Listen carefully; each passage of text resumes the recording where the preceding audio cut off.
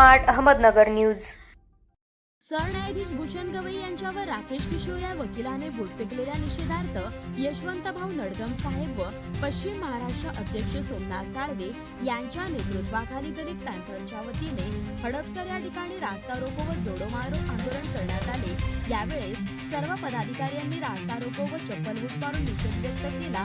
Atrocity व देशद्रोहाचा गुन्हा दाखल करा अशी मागणी केली, अन्यथा महाराष्ट्रभर आंदोलन पुन्हा करू असे कमिटीच्या वतीने इशारा देण्यात आलाय। प्रतिनिधी बळीराम सोनवणे यांच्यासह कॅमेरामॅन कालिदास उबाळे। साहेबांवर नसून हा आपल्या सर्वांच्या तोंडावर बोट फेकलेला आहे। महाराष्ट्राची सर्व उच्च पदावर बसलेले पी.आर. गवई साहेब आहेत, त्यांच्यावर हल्ला केलेला आहे। अशा राकेशचा आपण आता जाहीर निर्णय करतोय, तो जर समोर आला तर पहिली गोळी आपल्या अंतर मारणार आहे आणि त्याच्यावर जोपर्यंत ॲट्रॉसिटी गुन्हा दाखल होत नाही, तोपर्यंत गुन्हा दाखल होत नाही, तोपर्यंत दलित पॅंथर संपूर्ण महाराष्ट्रभर आंदोलन घेणार आहे।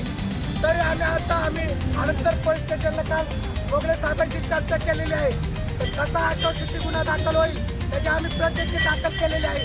तर काही पोलीस प्रशासक आलेले आहेत, त्यांचे आपले मान्य आहेत ते आपण त्यांना निवेदन देऊया आणि ॲट्रॉसिटीवर देशद्रोहाचा गुन्हा दाखल कसा होईल त्याचा आपण पाठपुरावा करूया।